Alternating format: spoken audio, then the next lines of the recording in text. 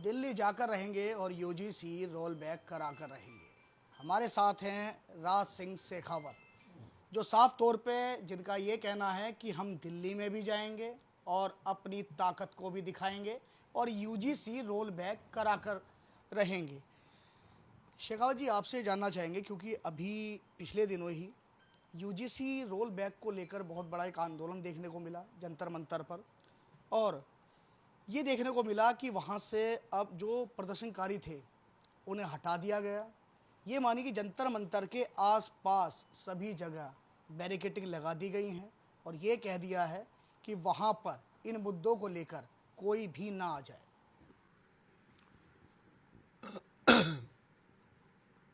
देखो, सामान्य वर्ग जो है इस यूजीसी काले कानून को लेकर बड़ा ही गंभीर और आक्रोशित है, और वो आक्रोश उस चरम सीमा पे पहुंच गया है कि अब सरकार को पलटने के लिए भी तैयार हो चुका है। सरकार भयभीत हो चुकी है, डर चुकी है सरकार।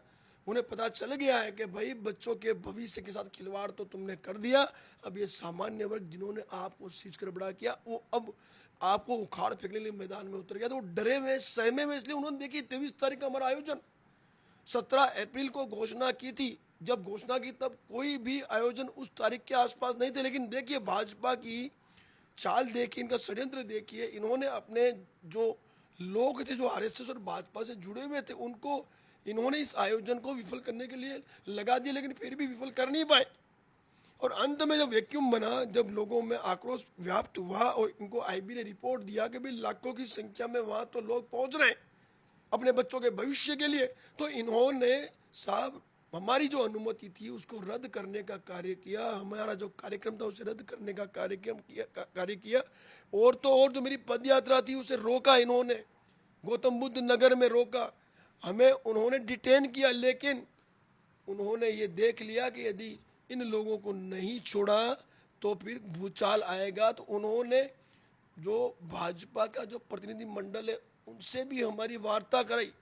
7 दिन का समय उन्होंने हमसे मांगा और हमने उनसे कहा भी कोई बात नहीं, 7 दिन का समय आपको चाहिए तो हम देते हैं। लेकिन उन्होंने अनुमति भी रद्द कर दी, कार्यक्रम भी नहीं होने दिया। और आज आप देखिए, आज 7 दिन में 29 तारीख को हो जाएगा। हम डटे हुए, हमने मैदान नहीं छोड़ा। और जब हम इस पूरी वार्ता के बाद आ जाते हैं तो उसके पश्चात पुलिस प्रशासन हमें घेर लेती है, घर से निकलने नहीं देती। आप सोचिए, 22, 23, 24 और कल 25 तारीख को मुझे इन लोगों ने छोड़ा, जब हाई कोर्ट ने ये आदेश दिया कि वो स्वतंत्र है कहीं भी जाने के लिए। और उसमें भी देखिए, हाई कोर्ट के आदेश के बावजूद भी ये मुझे यहाँ जो गाजियाबाद का जो बॉर्डर है वहाँ तक छोड़ के गए। नहीं, भय कितना आप सोचिए। तो यूजीसी जो है वो एक ऐसा कानून हमारे छात्र छात्राओं पे थोपा है जिसे हम बर्दाश्त नहीं कर सकते। और मैंने कहा आपसे, गुजरात से निकला था 5 तारीख को, और मैं विश्वास दिलाता हूँ आपके माध्यम से कि समस्त सामान्य वर्ग को कि यूजीसी रोल बैक आने वाले कुछ ही दिनों में करवा के दूंगा, विसंगतियाँ दूर करवा के दूंगा। और भविष्य में ऐसे कानूनों का पुनरावर्तन ना हो उसकी भी मैं आपको विश्वास दिलाता हूँ, उसकी भी तैयारी में मैदान में उतरा हूँ। लेकिन दिल्ली पुलिस ने साफ कह दिया कि हम यहाँ पर किसी को आने नहीं देंगे, अगर कोई आएगा तो उसे डिटेन कर लेंगे। ये मानिए अगर कोई प्रदर्शन करेगा तो लाठी भी वहाँ पर देखने को मिल रही है कि पुलिस तरफ से लाठियाँ भी चलाई जा रही हैं। ऐसा है, आपसे मैं सहमत हूँ। अब लॉ एंड ऑर्डर का जो विषय है वो उनका विषय है, हमें उससे कोई आपत्ति थोड़ी है। भाई हम तो उनसे यह कह रहे हैं कि हमारी जो मांग है वो मांग आप सरकार तक पहुंचा दो, उनका डेलीगेशन जो है उससे हमारी मुलाकात करा दो और हमारी मांग पे वार्ता कर लो, हमें कोई आपत्ति नहीं है। लेकिन सरकार क्या कर रही है, पुलिस प्रशासन को आगे कर रही है, क्योंकि उनकी मंशा सही नहीं है। उन्होंने वोटों की महत्वाकांक्षा को लेकर सनातनियों को बांटने का कार्य किया। आप कहते हो पुलिस प्रशासन आएगा, डिटेन करेगा, रोक लेगा। अरे जब लाखों की संख्या में हम घुसेंगे वहाँ पे, दिल्ली में हमें बैठने नहीं दिया जा रहा। फिलहाल हमने पूरी कोशिश कर ली, अनुमतियाँ होते हुए उसको रद्द कर दी जाती है, अनुमति दी नहीं जाती है। तो हमने भी ये सुनिश्चित किया कि अनुमति तो हम जंतर मंतर की लेंगे, आज नहीं तो कल लेंगे, कोर्ट के माध्यम से। लेकिन हमारा फंडामेंटल राइट्स है कि हम हमारी बात रखने के लिए जंतर मंतर के स्थान इन्होंने डेजिग्नेट किया है सरकार ने, वहाँ बैठ सकते हैं।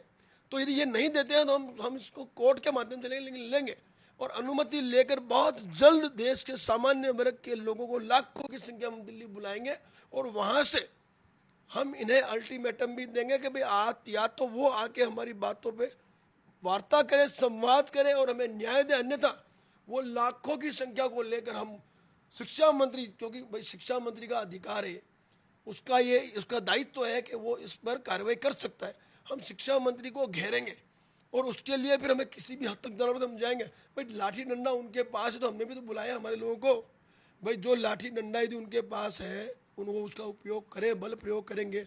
तो हमने भी हमारे समस्त जो सामान्य वर्ग के लोग हैं, जो क्षत्रिय, उनसे कहा है कि भाई जब आ रहे हो तो आपके पास केसरिया झंडा और उसे लगाने के लिए मजबूत डंडा होना चाहिए, जब जैसी जरूरत पड़ी वैसा उसका उपयोग करेंगे। भाई संविधान के दायरे में हम काम करना चाहते हैं, हमें संविधान के दायरे के बाहर नहीं जाना है, लेकिन कानून सबके लिए एक समान है। यदि वो बल प्रयोग करते हैं तो हम थोड़ी उसकी मार खाएंगे, हम उसको मुंह तोड़ जवाब देंगे और ताकत हमारी है। हमें यूजीसी रोल बैक करवाना है, मैं विश्वास दिलाता हूँ रोल बैक करवा के ही दिल्ली छोड़ूंगा। भी कहा बैठा हूँ देखो।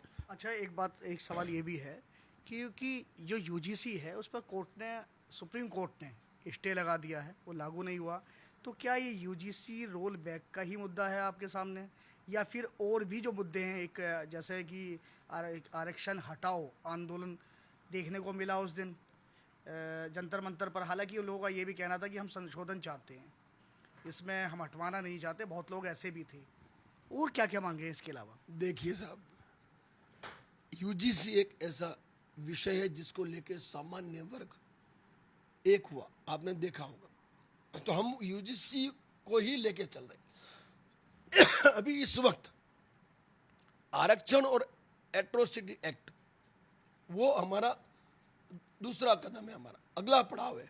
अभी जो हमारी प्राथमिकता है वो यूजीसी है, क्योंकि यूजीसी को लेकर हमने लगातार 13 जनवरी से अभी तक कार्य किया है। हमने उस वक्त भी 23,000 किलोमीटर की यात्रा करके 8 मार्च का आयोजन किया था, उसकी भी इन्होंने अनुमति नहीं दी, जबकि जो अनुसूचित जाति जनजाति के जो लोग हैं उनको तुरंत परमिशन मिल जाती है, वो कार्यक्रम कर भी लेते हैं, लेकिन सामान्य वर्ग के यदि कोई संगठन या कोई समूह परमिशन मांगता है तो उन्हें अनुमति दी नहीं जाती है और हो जाती है, उसको रद्द कर देते हैं लोग।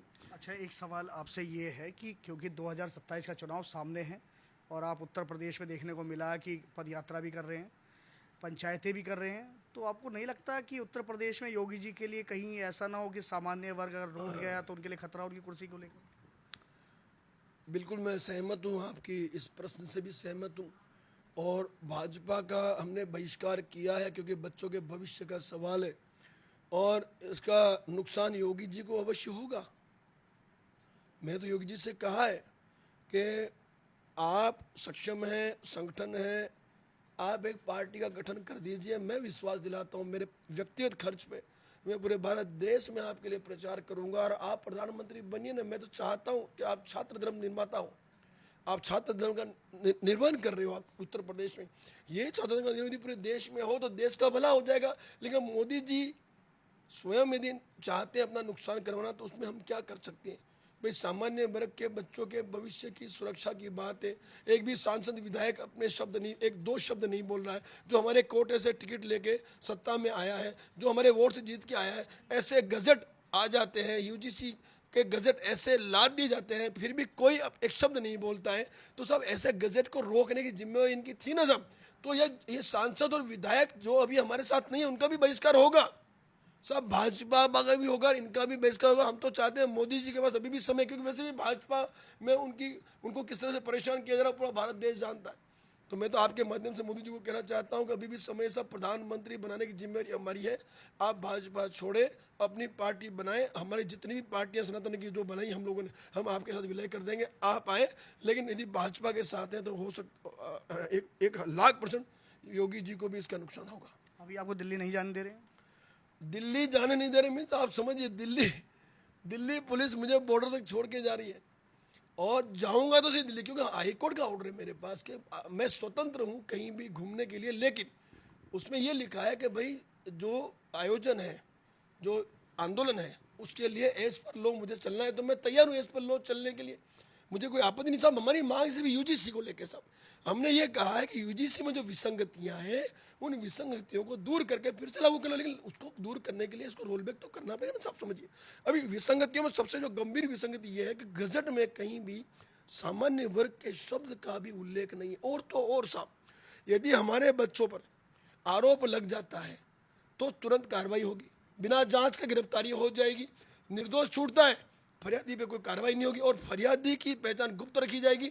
साहब इसके अलावा जांच समिति बनाई है जो जांच करेगी सामान्य वर्ग के छात्र पर जो आरोप लगा है उसकी, और एक भी सामान्य वर्ग का व्यक्ति उसमें लिया नहीं गया।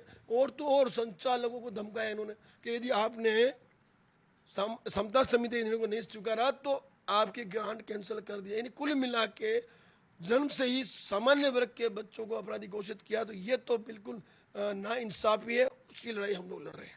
देखिए, राज सिंह शेखावत हैं जो कि आज गाजियाबाद में हैं, जिनका साफ तौर पे ये कहना है कि दिल्ली में हम जाएंगे भी, प्रदर्शन करेंगे और उसके लिए हम एक आवेदन भी कर रहे हैं कि हमें परमिशन दीजिए, लेकिन दिल्ली पुलिस अभी परमिशन नहीं दे रही है और दिल्ली पुलिस हमें बॉर्डर से वापस छोड़कर जा रही है। तो आज गाजियाबाद में पहुंचे हैं और गाजियाबाद में पहुंचने के बाद इन्होंने साफ तौर पे ये ऐलान कर दिया है कि हम यूजीसी रोल बैक जब तक नहीं होता, जब तक हमारा आंदोलन ऐसे ही जारी रहेगा। गाजियाबाद से कैमरामैन हिमांशु के साथ न्यू लीडर के लिए मैं शक्ति सिंह।